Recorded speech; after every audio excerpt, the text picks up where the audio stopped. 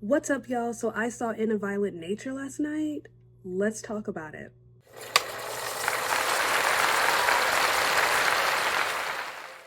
So it's written and directed by Chris Nash. I would call this his directorial debut. He was part of an anthology film where he did direct a piece of that, but this is his first big solo project. It premiered at Sundance in January. Shudder kind of took it and said, hey, we're gonna run with this. We're gonna give it a theatrical release, and then we're gonna release it on our platform later in the year. So it has I would say a small theatrical release, only a little over 1,000 theaters. So catch it where you can, catch it when you can. Definitely worth a ticket. It stars a bunch of relative unknowns, at least American unknowns. It's a Canadian film, so I imagine these are Canadian actors. So if you are Canadian, you might be familiar with who's in this film. But I like it when we have a scary movie and no one is familiar. Everyone is a strange face. Think like Blair Witch Project and some of the found footage films. Most of those starred people whom we hadn't really seen before. So it made the lore of it all that much more believable. It made it seem like this is something that could have actually happened or did happen. Now, this isn't found footage or anything like that, but the fact that these are unknown or unfamiliar faces reminded me a lot of Blair Witch Project. If you are wanting a spoiler-free review, I'm gonna link my TikTok review.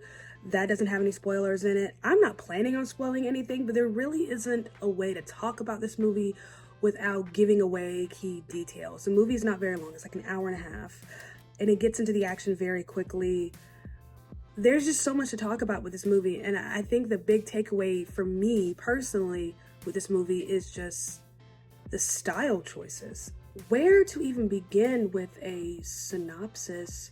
So this is about a man named Johnny. Johnny is part of the local lore. Apparently he was a kid who had some intellectual delays and he was picked on by the townspeople. He had an unfortunate accident and now he's become kind of a local legend, so to speak, this, slasher in the woods. And he has a necklace that belonged to his mother that his father gave him as, this belonged to your mother, a keepsake to always remember her by, to know that you're always loved and we love you and whatnot. And some campers decide, they find the necklace in the woods and they take it. So this is another movie where we're dealing with kids, young kids. Anyone that appears to be younger than 25 to me is a kid. So we're dealing with kids who are touching things they have no business touching, messing with things and meddling in things that do not belong to them. But what do they know? Who just leaves a pretty little necklace in the woods somewhere?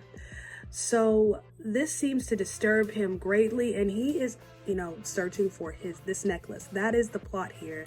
Johnny, who is this creeper in the woods, his necklace is stolen, and he is on a mission to get said necklace back, and in a way get vengeance for this wrong that was done to him.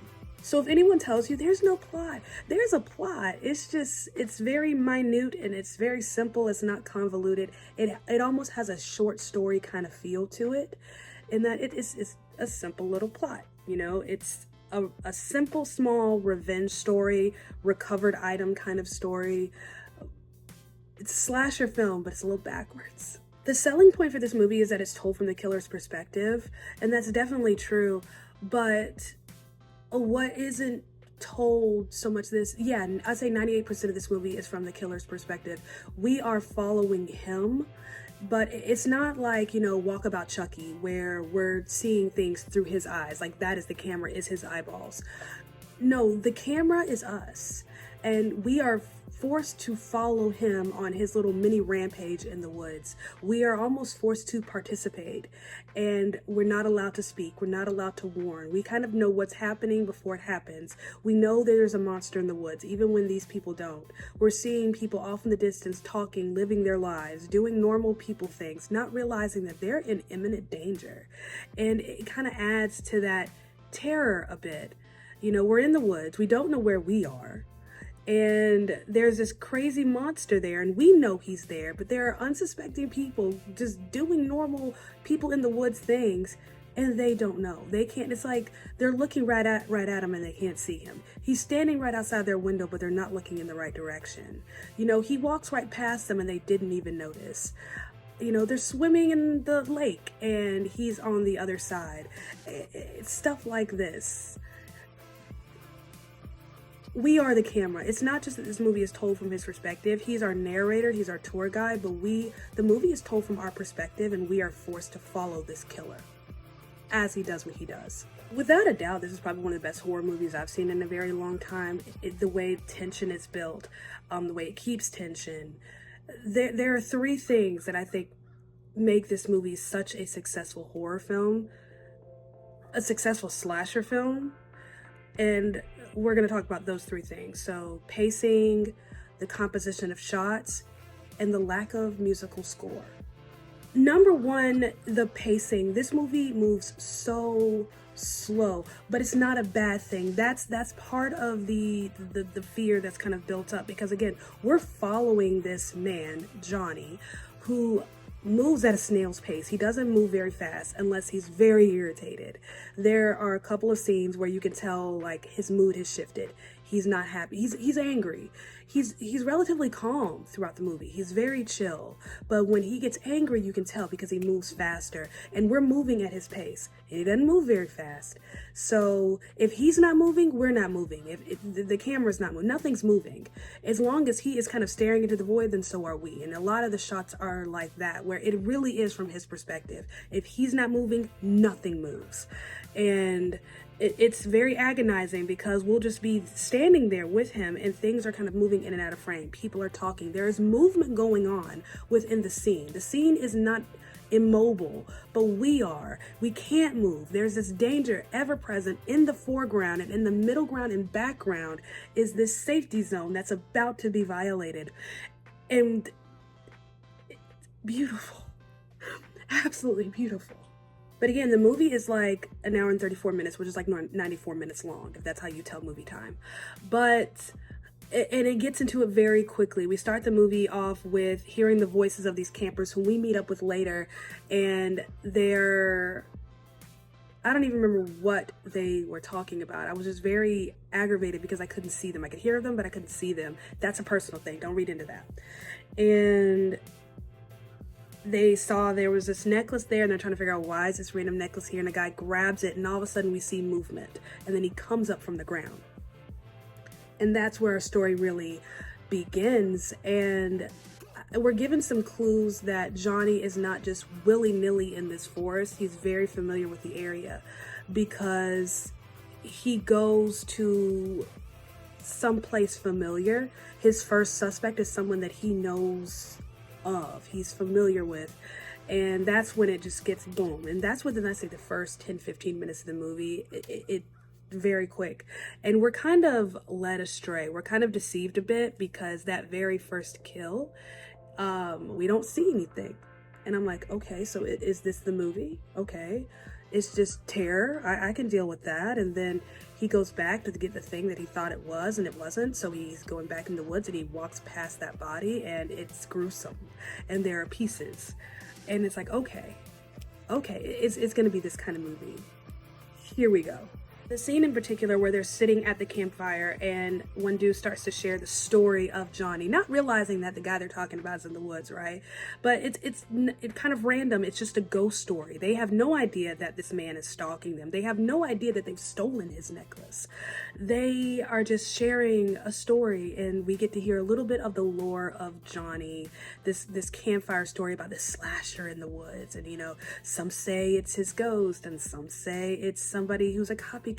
Some say it's a vengeful spirit, and some say it's both. Like it's you know, typical campfire ghost story, but the way it's shot is we're never settled. So we'll have these moments of long static shots where the camera does not move. But in this scene, the camera is constantly moving. They're sitting around a campfire, and the camera is on the outside of the circle, circling them, constantly circling them.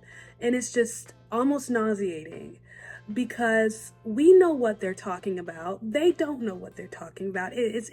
We know that somewhere behind them, he's there. So again, what the static shot does in forcing us to pay attention to two different things at once, this constantly moving shot is doing the same thing, because we know something is behind them. So we're looking in the background, seeing if we can see him, but we're also paying attention to their faces, because now we're put in a position, because we're no longer behind him.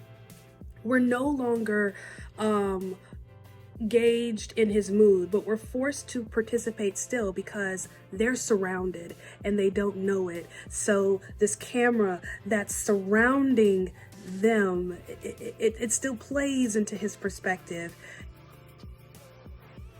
Yeah, it felt like almost like a choose your own adventure, except we don't get to choose. It's like, oh, I picked B. Absolutely not. You're going on A. Dune Part 2, how many of y'all saw that? I saw that. So you remember in that last fight scene between Paul Atreides and Feyd-Rautha, where there's no music, there's no score. It's just the sound of them breathing. It's the sound of the swords, just the sound of their movements and whatnot, the sound of their pain. That's it. And it makes that scene so agonizing because normally these sounds are doled out or they're exaggerated, almost a caricature of it all, to kind of soften that blow for us so that we're not too uncomfortable, but we're still engaged in what's happening. That scene was so uncomfortable because we had nothing to soften that blow. There was no cushion for us. And music often acts as a cushion for us, especially in horror movies. It's our cue that something bad is going to happen. It's to let us know when things are about to calm down. It's to let us know when things are about to ratchet up. All right, y'all, this is the part where you're supposed to close your eyes, cover your ears, because I cover my ears when I get scared. I don't know where I got that from, but that's what I do. So imagine that kind of anxious feeling you felt watching Paul Atreides and Feyd-Rautha fight with no score. Now imagine that for an entire horror movie. That's in a violent nature. There is no musical score. The only music that we hear is music coming from a phone, the car, the house, and it's just ambiance, background noise, normal humans listening to music. There is no musical score. There is no cushion for us. There is no creepy sound to let us know that the killer is about to sit straight up. He didn't actually die. There is no sound to let us know that something bad is about to happen. We're not giving a warning. We're in the action immediately, and it's almost like whiplash. We don't get a chance to kind of prepare and brace ourselves. There is no moment where I get to, oh, something's going to happen. I can pull up my blanket, because yes, I bring a blanket to the movie theater. There is no moment where I have time to pull up my blanket before the thing happens. It happens and then I gag. Never have I ever gagged in a movie theater, but there was a scene. We're past the point. We're spoiling things now, right? There is a scene where a girl, she's doing yoga and she thinks the other girl has come up to join her, but no, she's already dead, but she don't know that. And he comes up behind her and she starts to run away and realizes that she's at the edge of a cliff and she has nowhere to go. And you can just see the resignation on her face, the defeat, knowing it's it. Death is imminent one way or another. I can jump or I can let him kill me. Either way, I'm dead. So she turns around to face him and he just guts her with this dragging hook, like a hook of some kind. Not like, I know what you did last summer, but this is much more like why.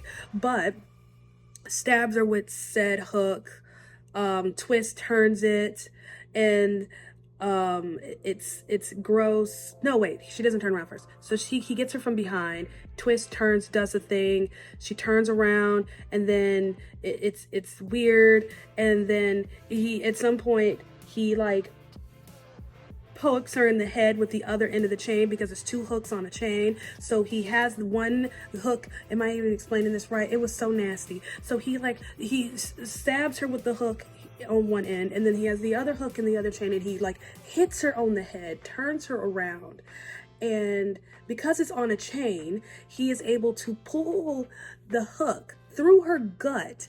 And remember, it's in her head, so her head is bending down, snaps her neck and pulls her head through her stomach. And I went, somebody asked me if this is like Saw level gore. Saw gore and this gore are very different. Saw gore, that's torture porn, which is a genre of film. I'm not just talking about the hub, like that's a genre of film. And it's very creative and colorful and sadistic in the way the kills happen in those movies. Outrageous stuff, like falling in a pit of needles, that kind of thing. Sawing off one's own foot. They're exaggerated, gross, straight from the imagination kind of gore. This, I think, is nasty on a different level in that it's very raw and very real. Yeah, it's not like, Eli Roth in Thanksgiving, that movie, where, somebody's guts get swirled with a chainsaw, a table saw. In complete Eli Roth fashion, I expect him to do something completely outrageous like that. But there was something very raw and very real about it. And it was a lack of music. It was the fact that we were in this guy's personal bubble at all times. We were always with him, and yet we don't know him very well. So the gore is different. I think the gore is just as bad, but it's very different. If you can handle that Saw level gore because it's so campy and because it's almost kind of fun in a sadistic kind of twisted way, like, I don't know how you're gonna feel about this. I haven't watched any of the Saw movies past the second one, and that's because I just couldn't handle that kind of gore anymore. While I did gag, I could watch this again. If I had to pick a sore spot for the movie, I would say the acting isn't anything to sing about. It's just okay. Horror fans who've been very disappointed in 2024, this is what we've been waiting for. This is it. And that's all I got for In a Violent Nature, written and directed by Chris Nash. If you see it this weekend, let me know what you think. That was nasty. But thank you so much for listening. Don't forget to like, comment, and subscribe, and share. You guys are wonderful. I love you. And I'll see you next time.